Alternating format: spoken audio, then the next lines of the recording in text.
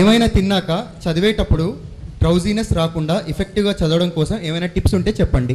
Yeah సాధారణంగా చాలామంది parents చేసే తప్పు ఏంటంటే భోజనం చేసి చదువుకోమా అంటారు.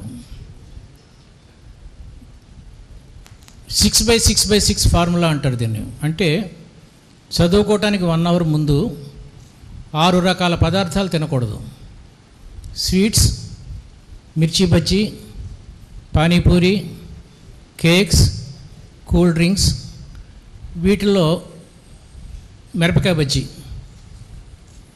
క్యాప్సకైసిన్, సాక్రిన్ అని 2 పదార్థాలు ఉంటాయి. మనం చదువుకునేటప్పుడు బ్రెయిన్కి బోల్డ్ ఆక్సిజన్ కావాలి.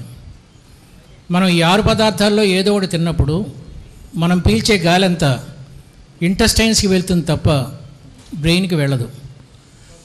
అప్పుడే ఆవలింతలు అవన్నీ వస్తూ ఉంటాయి.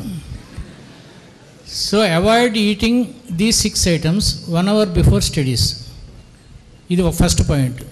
రెండో పాయింట్, చాలామంది పేరెంట్స్ చేసే తప్పు ఏంటంటే సాటర్డే నైట్ ఫీవర్ అంటారు.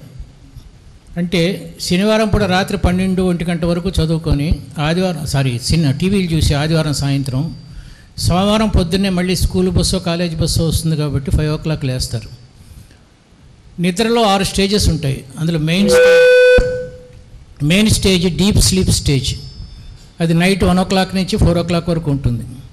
ఎప్పుడైతే డీప్ స్లీప్ మధ్యలో కట్ అయిపోయిందో, అంటే రాత్రిపూట 11-12 వరకు నిద్ర టీవీ చూసిన కుర్రోడు పొద్దున 5 o'clock లేవాల్సి వస్తే సోమవారం అంతా ఆవలిస్తూనే ఉంటాడు.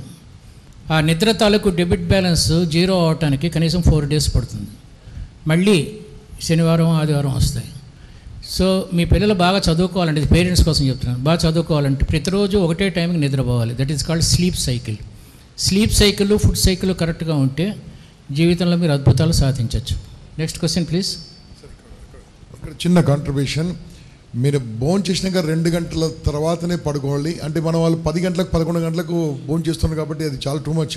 8 o'clock భోజనం పెట్టండి, హ్యాపీగా 10 గంటలకు పడుకుంటారు. ఎందుకోసం అంటే పడుకున్న తర్వాత 2-3 hours డైజెషన్ నడుస్తూ ఉంటుంది. అప్పుడు నిద్ర ఎక్కడి నుంచి వస్తుంది? ఇంకా అలా తిరుగుతుంటారు. డీప్ స్లీప్ అని సార్ చెప్పారు కదా, 1 తర్వాత ఎందుకు వస్తుంటే అప్పుడు మొత్తం జీర్ణం అయిపోతుంది. కాబట్టి తొందరగా భోజనం పెట్టండి, అమ్మలో తొందరగా భోజనం పెట్టండి.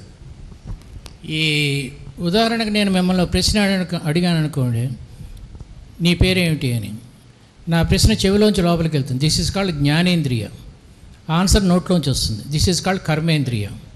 ఎగ్జామినేషన్లో మీరు క్వశ్చన్ పేపర్ చూసినప్పుడు జ్ఞానేంద్రియం ద్వారా ప్రశ్న లోపలికి వెళ్తుంది, కర్మేంద్రియం ఆన్సర్ రాస్తుంది. జ్ఞానేంద్రియానికి కర్మేంద్రియానికి గల అనుసంధానమే మెమరీ. నేను మిమ్మల్ని మీ పేరేమిటి అని అడిగితే ప్రశ్న లోపలికి వెళ్ళింది. ఇక్కడ న్యూరాన్స్ ఉంటాయి.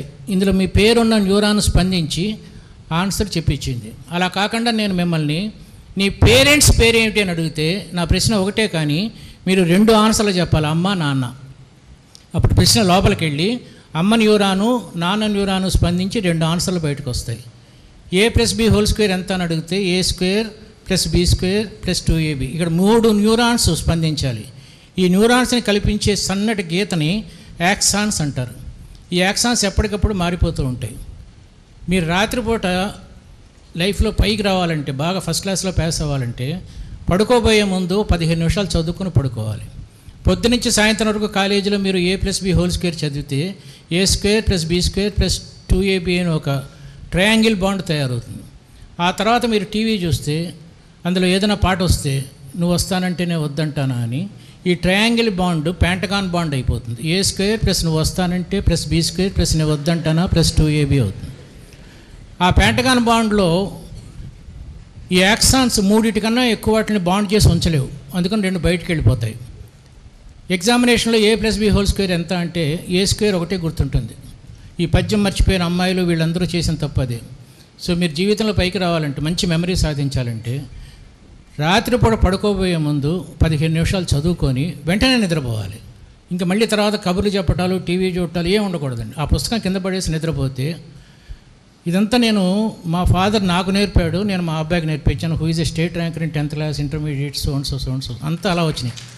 ఇవన్నీ రావడానికి కారణం ఏంటంటే చిన్న చిన్న చిట్కాలండి. భోజనం చేసిన తర్వాత ఈ 6 పదార్థాలు తినకుండా ఉండటం, రాత్రిపూట 10 నిమిషాలు చదువుకొని నిద్రపోవటం, ఇలాంటి చిన్న చిన్న చిట్కాలు ఉపయోగిస్తే స్కై ఈజ్ ద లిమిట్.